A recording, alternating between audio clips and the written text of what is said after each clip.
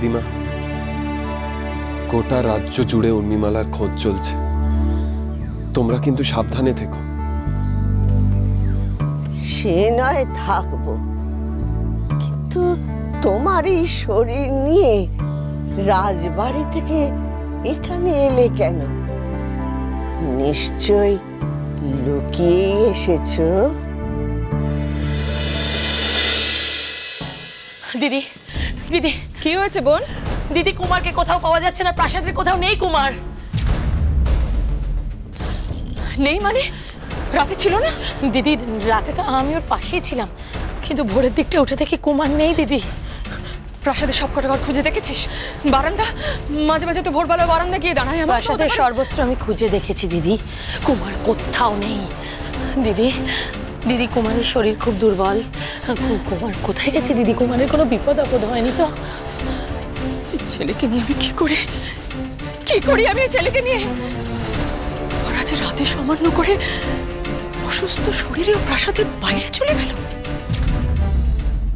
এতক্ষণে রাজপ্রাসাদে নিশ্চয়ই শোরগোল পড়ে গেছে। যাই, সকাল সকালে পুরো রাজপ্রাসাদটাই ঘুরে আসি। কুমারের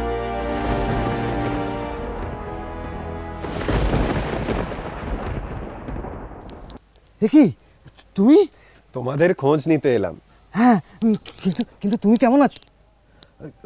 রাজকুমার কেমন আছে? উর্মিমালা কোথায়? চুপ কর মুখ পোড়া। সে গেছে নিম পাতা আনতে।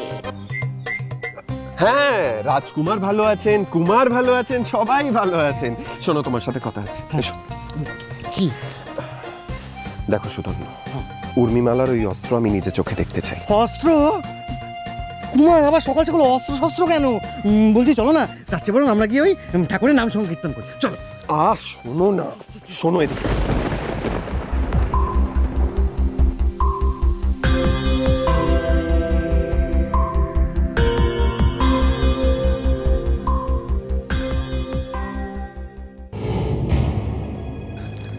রাতের অন্ধকারে কুমার রাজপ্রাসাদ ছেড়ে বেরিয়ে গেল, অথচ আমরা কেউ কিছু জানতে পারলাম না। কি করছিলে তোমরা? হ্যাঁ, কি করছিলে? তোমাদের উপর না কুমারের দায়িত্ব ছিল? তোমাদের চোখে ফাঁকি দিয়ে কিভাবে সে বেরিয়ে গেল? মহারাজ, এই যদি প্রাসাদের নিরাপত্তার অবস্থা হয় তাহলে যেতে বলো ওদের। তোমরা এখন আসতে পারো।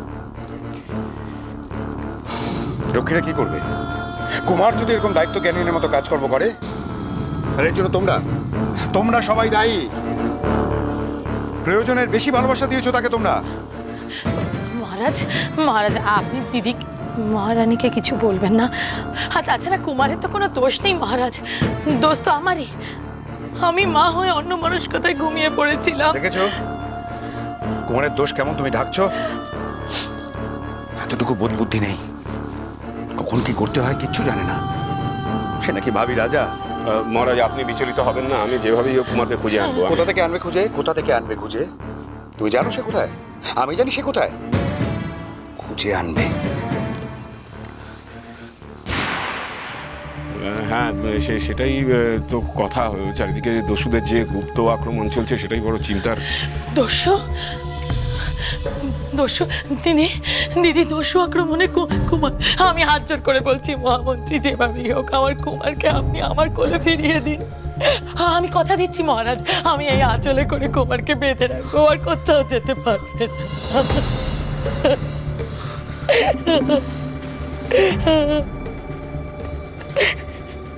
দেখো, কিছু করতে পারবে না, যা করবে তাড়াতাড়ি করো। দিদি, জয় মহারানী তিলকেশ্বরী কটকটির জয়। জয় যুবরানী বজ্রমালার জয়। জয় রাক্ষস কুলের জয়। কেন এত বিলম্ব কেন?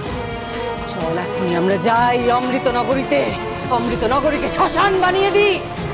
শুনে রাখো সবাই, শোনো, আমরা আবার যাব অমৃতনগরীতে। সেইখানে আমার মেয়ে বজ্রমালা কিরণমালাকে শেষ করে রাক্ষস কুলের ধ্বজা পুঁতে দেবে মনুষ্য কুলের বুকে। বিকেল কোনে যাও, প্রমোদ-তরণী প্রস্তুত করো। মনে থাকে জানো, তরণী যেন এমন হয় যাতে অমৃতনগরীর মানুষরা দেখে হিংসে করে, হিংসে।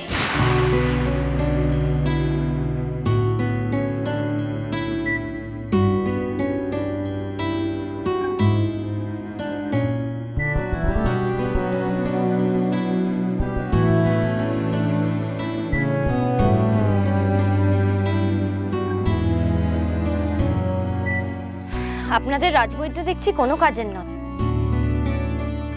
এই ক্ষত ওষুধ দিয়ে শাড়ি তুলতে পারলো না।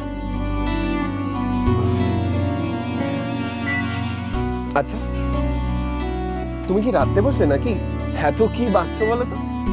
আমি নিম হলুদ বাটছি। নিম হলুদ বাটা খাবো? না না, নিম যে সাংঘাতিক তেতো, আমি খেতে পারবো না। আহা, নিম হলুদ বাটা খেতে যাবেন কেন? নিম হলুদের প্রলেপ লাগালে ক্ষত তাড়াতাড়ি সেরে যাবে। তোমাকে দেখছি রাজবৈদ্যর আসনে বসাতে হবে। কি বলো আদিমা? রাজবৈদ্য না রাজরানী, সে তুমি জানো। তাকে কোন আসনে বসাবে?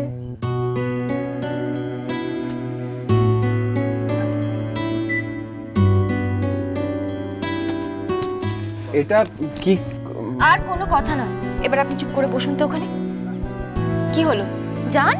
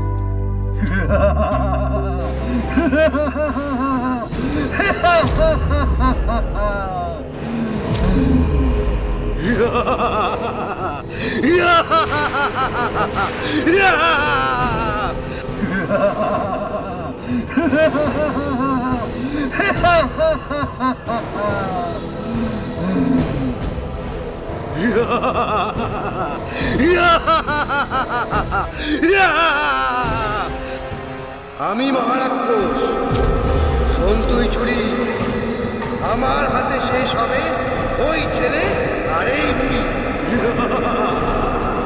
তুমি যেই হও না কেন, আমি থাকতে তুমি ওদের কোনো ক্ষতি করতে পারবে না।